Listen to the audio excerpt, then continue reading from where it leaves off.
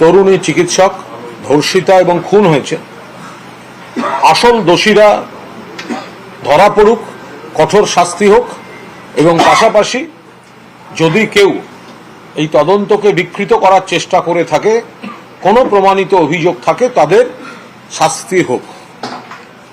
কিন্তু তার পরিপ্রেক্ষিতে যে জুনিয়র ডক্টরদের যে আন্দোলন চলছে, কর্মবিরতি যে চলছে, জুনিয়র ডক্টরদের যে আন্দোলন, তার মূল যে বিষয়, মূল তাদের বক্তব্য এবং আবেগ, তার সঙ্গে আমরা সহমত পোষণ করি।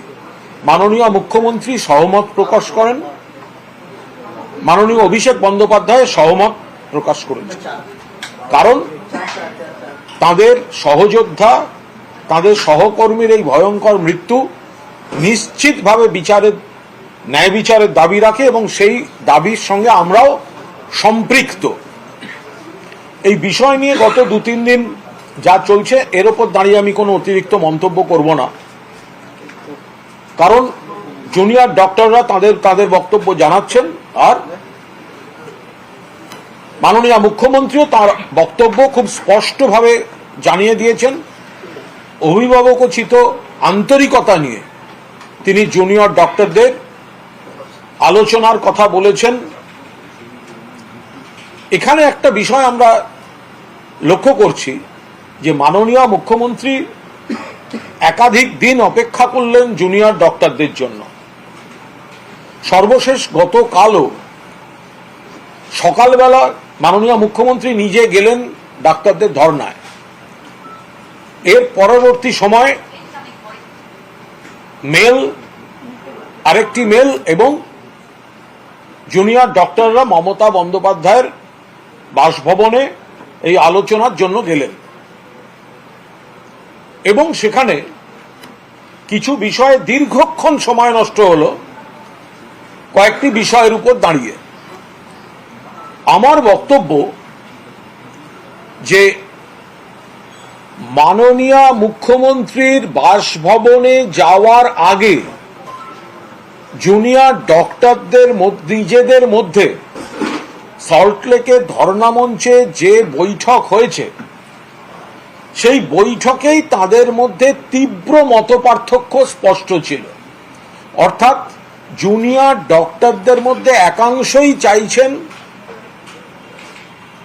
এই কর্মবিরতি বা অচলাবস্থা কাটিয়ে প্রতিবাদ থাকুক, আন্দোলন থাকুক, কিন্তু কাজ শুরু করতে। আর জুনিয়র ডাক্তারদের মধ্যে একটা অংশ এই আলোচনাটা যাতে ফলপ্রসূ হয়, তারা সেটা চাইছিলেন না। জুনিয়র ডক্টররা গতকাল মাননীয় মুখ্যমন্ত্রীর বাসভবনে যাওয়ার আগে নিজেদের মধ্যে যে বৈঠক করছিলেন তাতেই স্পষ্ট, সেই কথোপকথনে স্পষ্ট যে একটা অংশ আলোচনা ফলপ্রসূ হোক, জট খুলে যাক চাইলেও অন্য একটি অংশ জট খোলার পক্ষপাতী ছিলেন না। এবং সেখানে একজন জুনিয়র ডক্টরকে শেষ পর্যন্ত ধৈর্য হারিয়ে বলতে শোনা যাচ্ছে যে তাহলে তো এর জন্য এবার তোমরা দায়ী থাকবে যদি এরকম ব্যর্থ হয়। দেখুন,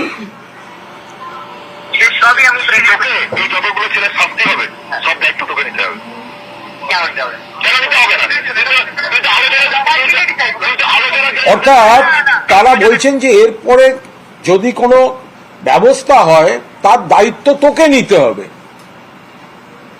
একাংশ চাইছেন জটটা খুলুক, আর অন্য অংশ চাইছে জটটা যাতে না খোলে। অর্থাৎ মুখ্যমন্ত্রীর বাড়িতে যাওয়ার আগে, যেখানে মুখ্যমন্ত্রী নিজে অপেক্ষায় দাঁড়িয়ে আছেন, যেখানে মুখ্যমন্ত্রী নিজে তাদের বৃষ্টিতে না ভিজে বসার ব্যবস্থা করে দিয়েছেন, ছাতার ব্যবস্থা করে দিয়েছেন, যেখানে মুখ্যমন্ত্রী বেরিয়ে এসে হাত জোড় করে বলছেন কথা বলো, খোলা মনে আলোচনা করি, আর যদি আলোচনা নাও করো এক কাপ চা অন্তত খেয়ে যেও।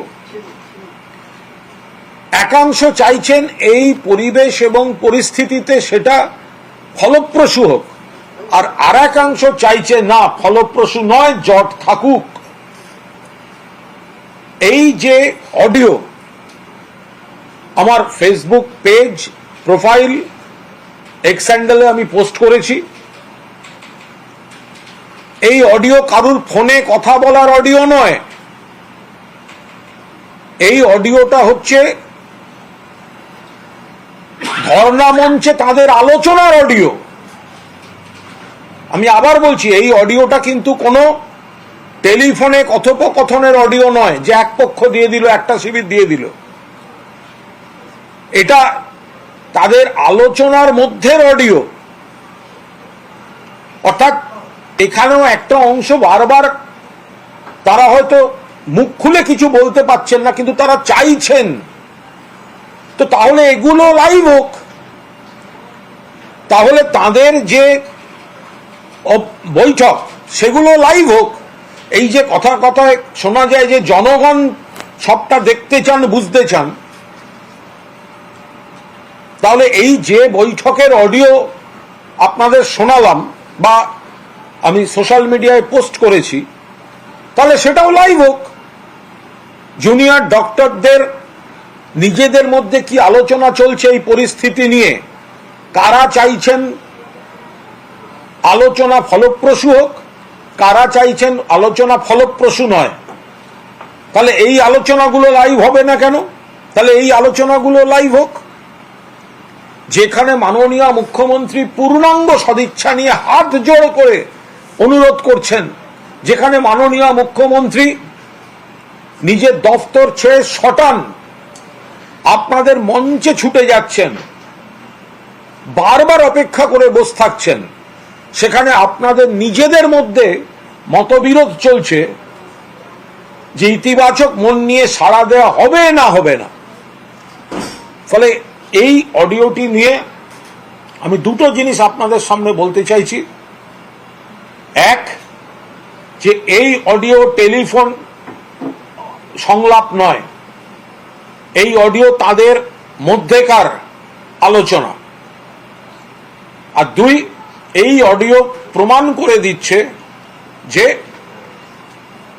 মুখ্যমন্ত্রীর বাড়ি যাওয়ার আগেই একটা অংশ ঠিক করে গেছিলেন যে আলোচনা যাতে ফলপ্রসূ না হয়, সেইরকম একটা ইঙ্গিত এই অডিও থেকে উঠে আসছে। ফলে এই বিষয়টির সমাধানে মাননীয় মুখ্যমন্ত্রীর নেতৃত্বে রাজ্য সরকার প্রশাসন যে সদিচ্ছা দেখিয়েছে, মাননীয় মুখ্যমন্ত্রী যেভাবে কখনো ছুটে গেছেন, কখনো বাড়িতে প্রস্তুত থেকেছেন বৈঠকের জন্য, কখনো হাত জোড় করে অনুরোধ করেছেন, এবং তারপরেও দীর্ঘ 3 ঘন্টা তারা যে সাড়া দেননি, তার কারণ হচ্ছে তাদের মধ্যে এই মানসিকতাটা রয়েছে যে এক পক্ষ চাইছেন সলিউশন, আর এক পক্ষ চাইছেন জট থাকুক। তার ইঙ্গিত এই অডিওতে স্পষ্ট।